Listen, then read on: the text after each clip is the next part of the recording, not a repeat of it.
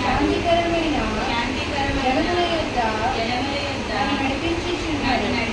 నా ప్రాణములకు ఆయన సేద తీర్చుచున్నాడు.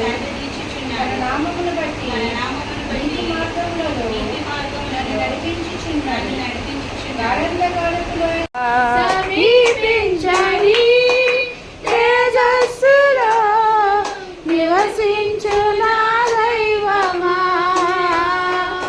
సమీపించని తేజస్సులో నివసించు నా దైవమా. నీ ముఖ దర్శనము చాలయ్యా నాకు, నీ ముఖ దర్శనము చాలయ్యా. యేసయ్యా యేసయ్యా యేసయ్యా యేసయ్యా యేసయ్యా యేసయ్యా యేసయ్యా యేసయ్యా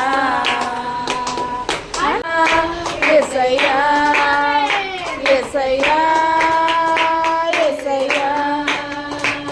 నీ మాటలో నీ మాటలో నీ మాటలోని నీ బాటలో నీ బాటలో నీ బాటలోని నీ మాటలో నీ మాటలోని యేసయ్యా. నీ బాటలో నీ బాటలోని యేసయ్యా. అవునంటే అవునంటావు, కాదంటే కాదంటావు. అవునంటే అవునంటావు, కాదంటే కాదంటావు. యేసయ్యా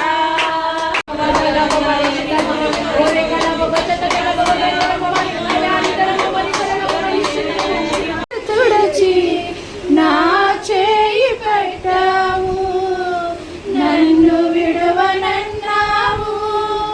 నా దేవుడైనావు, నన్ను విడువనన్నావు. నా దేవుడైనావు. నీవే లేకపోతే నేనసలే లేనయ్యా.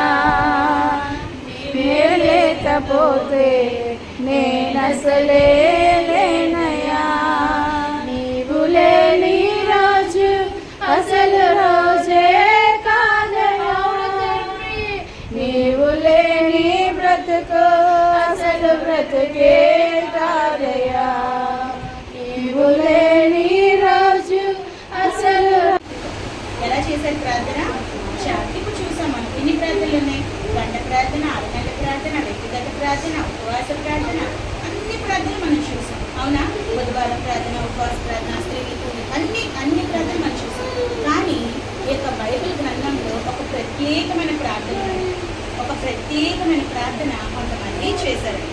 అదేం ప్రార్థన అంటే ఎవరైనా చెప్పగలరా? ప్రార్థన అత్యాశక్తి అంటే వారికి ఓవర్వెల్మింగ్ హార్ట్తో వారు ప్రార్థన చేశారు.